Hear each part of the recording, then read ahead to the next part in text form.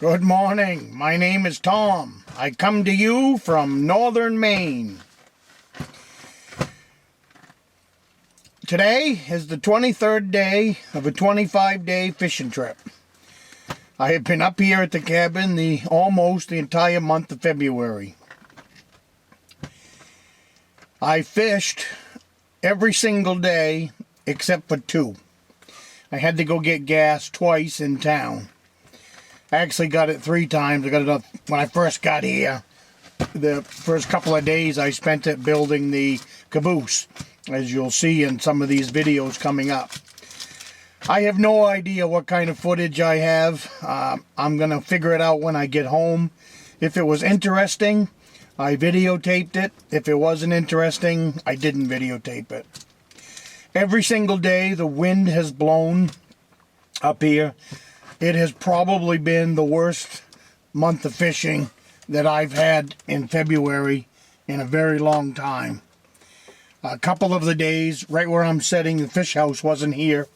About 4 or 5 days ago, there's a point over here, and I've got video of it so you can see it. But the wind, it howled. You couldn't stand out here. We had to get in behind the point just to get out of the wind. I estimated it to be a minus 40 wind chill factor. I've got a chart back at home, so I just kind of punched in the numbers and gave me my wind chill factor for the day. It was, where we was good. Sun was out, it was great. You just couldn't stay out where your traps were very much. And the wind was blowing so much, the traps would drift right in because the snow has been unruly this month. What we ended up with was 3 snowstorms. Each one of them was close to a foot, but it was light and fluffy snow. Sometimes the storms will end a little bit wet, so it'll have a chance to build a crust over the top, so you can put a road in. I was fishing most of this trip about 5 to 7 miles down the lake. So what I do with the snowmobile is each day I make my snowmobile trail wider and wider and wider as the trip goes on. So you've really got a pretty good road right down to where I'm going. And the reason that I do that is with each one of these snowstorms, the lake gets heavier and heavier with snow. So what happens is water gets pushed up through the ice, through the cracks, and then it forms what's called a slush between the snow and the water. And that it could be a water layer between the snow and the ice that anywhere from 6 inches to a foot deep. Snowmobiles don't like that. So by putting in a trail, a good wide one, what happens at night is especially if the trail is wet, when it's cold up here, a couple of nights we had was well below 20 below zero. Anyways, these trails will freeze up hard as a rock. So as long as you stay on a trail, the slush can be everywhere, but if you're on a trail, you can go forever. So that's what I try to do. But this year, the way the snow came, every day I had to plow a new trail. Every single day. We drifted in, and you couldn't tell where you went from one day to the next. So finally, today is probably 40 degrees, no wind. I've got 2 more days of fishing. It is nice out here, but this is not the way it's been for the last 25 days, let me tell you. It is finally nice. I didn't even have a coat on today. I set all my traps out without gloves on. It's just a real pleasure to fish today. And the fishing's been really good. I've ended up here. Check my traps. I've ended up here because this is the end of my trip. And I always try to get the fish house closer to home towards the end of the trip. It just I pull it at the end of the trip. I don't leave it out all winter. I know I could. There's nothing wrong with doing that. But I never can trust the conditions up here as far as that slush that I talked about. So this fish house is so easy to put on and pull off that on the last day of the trip, I pull it up to the road. I come down and I hook onto it with the pickup truck and then yank it right up into the driveway, put it up on blocks, And then when I'll be back, I'm planning on coming back in about a week. I'm going to go home, take care of some business. And then, like I said, I'm hopefully I won't be home any more than a week. And then turn right around, come right back up here. Because March fishing sometimes is really, really good for cusk as well as big lakers. The cusk are spawning 1st of March, so that makes a big difference. And like I said, I'll pull a shack out at that point. Like I said, I have no idea what I have for footage. I thank each and every one of you for putting up with the last couple of videos I put out. I just wanted to make sure you had something. Some of the stuff was stuff I had videotaped 6 months ago. There's a lot of videos. I've been gone a month. So that's a lot of videos to have stockpiled for winter activities. And I just didn't have them. So, but this is how I get the videos. If I don't go on a trip like this, or if I don't, take time to go out and do this stuff, then I wouldn't have the videos to share. So, the Silverback Trail has been working out great.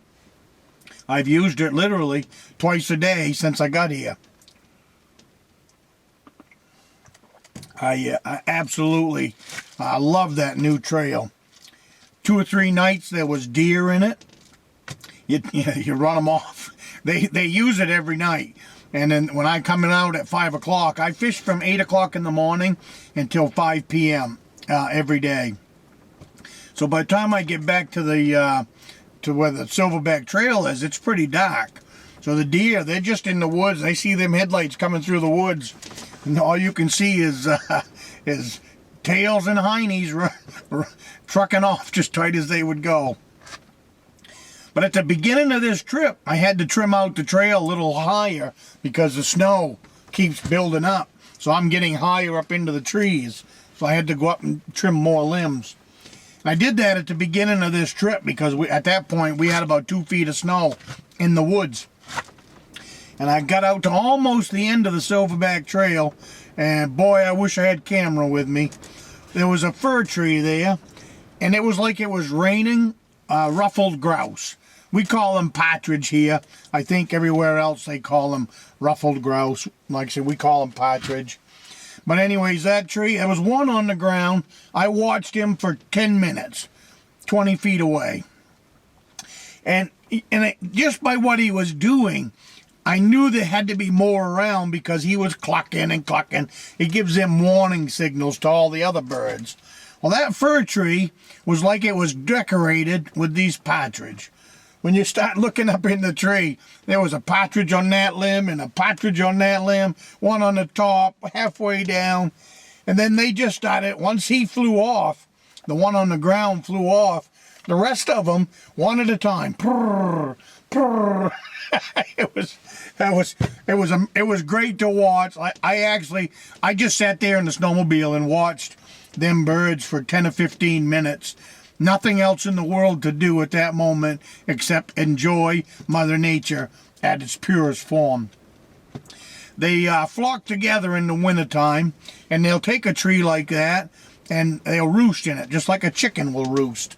And they'll get up there at night. It keeps them away from the foxes, keeps them away from the coyotes, all that stuff. And so they get up there and they roost. When it is extremely cold, they bury themselves in the snowbank. They'll get right down in. They'll move their feet or whatever they do, however they do it, and they get right down in the snow. That's how they live through the night.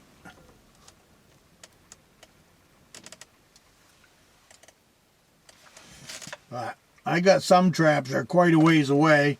I've got 3 traps right now set for salmon. And I've got 2 down on bottom with big suckers.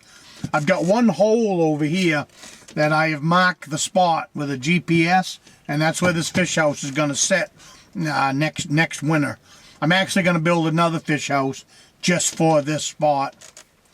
But over in that hole over there, I have caught salmon out of it every single day.